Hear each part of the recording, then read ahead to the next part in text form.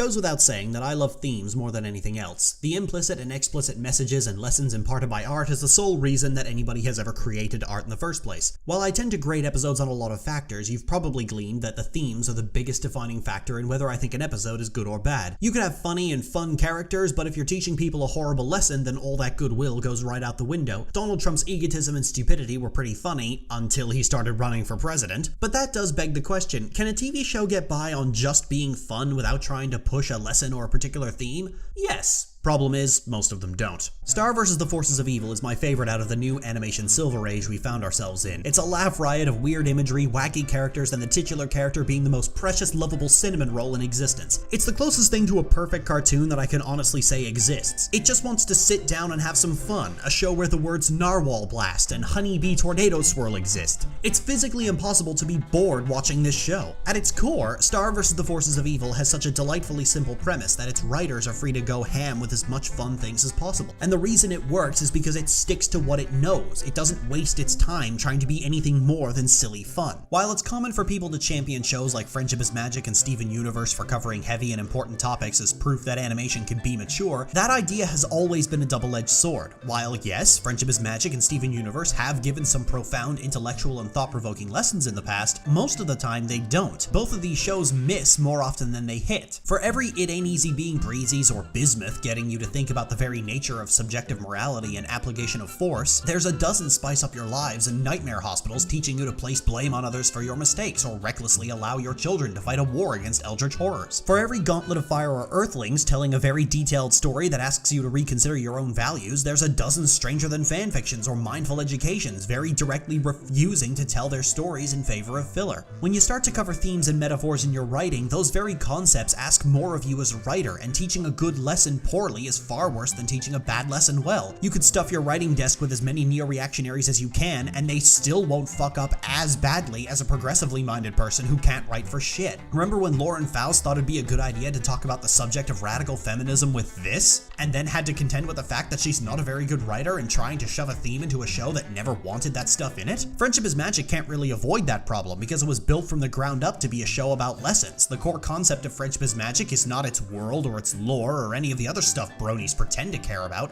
it's the themes. I'm often called the most negative reviewer of Friendship is Magic, and while I find that attitude to be extremely reductionist, I can at least see where it comes from. I tend to laser focus on the themes in Friendship is Magic because that's what the show is asking me to pay attention to, something that most other reviewers flat out ignore. Take The Times They Are a Changeling, for example, an episode that carried very strong allusions to racial prejudice and was surprisingly topical for a children's series, a topic that was almost universally ignored, while most other reviewers laser focused on the biology of changelings or the nature of the hive. I've seen a lot of brodies treat the actual material as just a sandbox for fanworks, getting actively angry if an episode shoots down their headcanon and completely ignoring the actual story. Take this in contrast to Steven Universe, a show that presents a lot of complex themes but does so in such a blasé manner that it may as well not have existed. Steven Universe gets a lot of praise for LGBT representation in children's shows, but the only worthwhile relationship they've ever actually had is practically hidden behind a curtain most of the time. Garnet's existence might implicitly say a lot about Ruby and Sapphire's relationships, but also functions as a method to avoid having to write that relationship. Recently, there was an episode that briefly highlighted the fact that Steven is racked with guilt over not being able to save Jasper, Bismuth, or Ruby. It was really interesting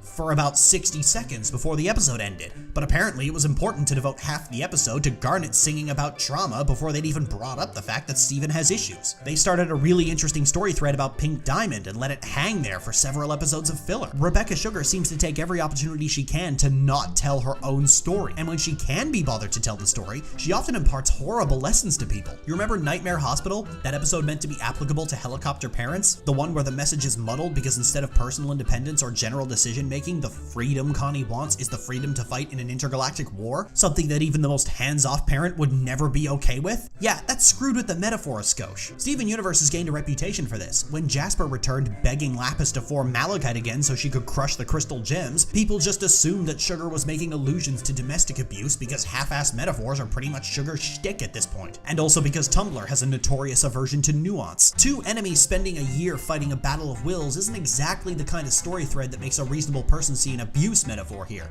It's only because Jasper says some laughably cliched lines about "I've changed" that some people think there's a metaphor here. Remember when Friendship is Magic wanted to talk about depression, self-harm, and the guilt complex, but instead of a regular pony who can only hurt themselves, they decided to do it with this eldritch abomination who could do serious damage if she lost control? It muddles the message when the person in question is not only a danger to themselves, but also the very fabric of reality. This was the big problem with The Legend of Korra. It wanted to cover issues like equality, terrorism, anarchism, and fascism, but approached it with a teenager's understanding of those issues. In the final season, Toph sits Korra down to talk about her previous enemies, and talks about how their biggest failing was that they took their ideologies too far. But if you were paying attention to the show up to that point, you would know that the problem wasn't that they took their ideologies too far, the problem was that they were fucking liars. Amon didn't want equality, he wanted to punish benders because his daddy was abusive. Unalaq didn't want to bring back the spirits, he wanted to enslave them for more power. Zaire didn't believe in freedom, he wanted to abolish government because he was a selfish dick. By the 4th season, they just stopped trying and they just never bothered to show Kuvira doing any of the tyrannical things that the other characters accused them of, figuring, we called her a tyrant a few times, that'll work. The Legend of Korra wanted to be smart, but didn't want to respect anybody's intelligence in the process of doing so. I was rooting for Kuvira to win because I wanted to see someone kill every last one of these dumbasses. Let's go back to Jasper and Lapis for a minute. People often see this as a metaphor for abusive relationships. Let's say, for the sake of argument, that it is. I'll walk with you to that pier. Which one do you think is the abuser?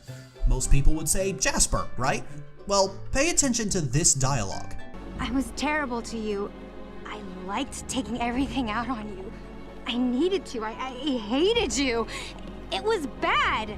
A lot of people seem to miss that. If this is supposed to be a metaphor for domestic abuse, this line is the red flag that perhaps Lapis was the supposed abuser. She was the one sealing Jasper down at the bottom of the ocean after all, and holding her there with all her strength. Does this mean that Lapis's minor character arc is an abuser slowly becoming more healthy?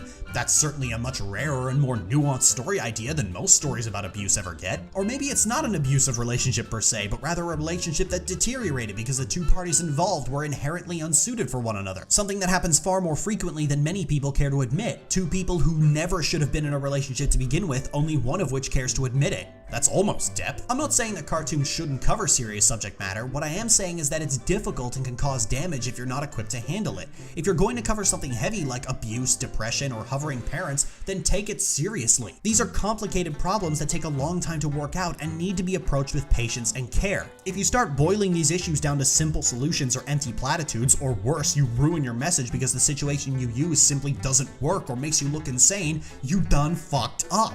People often use "it's for kids" as an excuse to be lazy and make meaningless junk for kids, but I think an equally harmful attitude is to start shoehorning heavier subject matter into cartoons where it either doesn't belong or the creator simply isn't equipped to handle it, because trying to be intellectually mature is a double-edged sword. I would like it if more shows cover heavier and more important themes. It's the highlight of a lot of my favorite shows and has been my favorite subject for a very long time, but I'm not the only person in an audience, and the rest of the audience seems to just want a problem to be mentioned and never talked about. Steven Universe is a huge magnet for this, making the shallowest of nods toward LGBT themes and mental health, and it gets lauded for it. As I mentioned before, getting a shitty version of what you like is often better than not getting it at all. I like a challenge. I like something that makes me think. Congratulations, Steven Universe, you got me to think about something, but the conclusion I came to is that you have no idea what the fuck you're talking about, and now I'm left with a sour taste in my mouth. Meanwhile, Star vs. the Forces of Evil is about nothing. Each episode is 11 straight minutes of absurdist comedy, and every time I watch it, I have a really big smile on my face.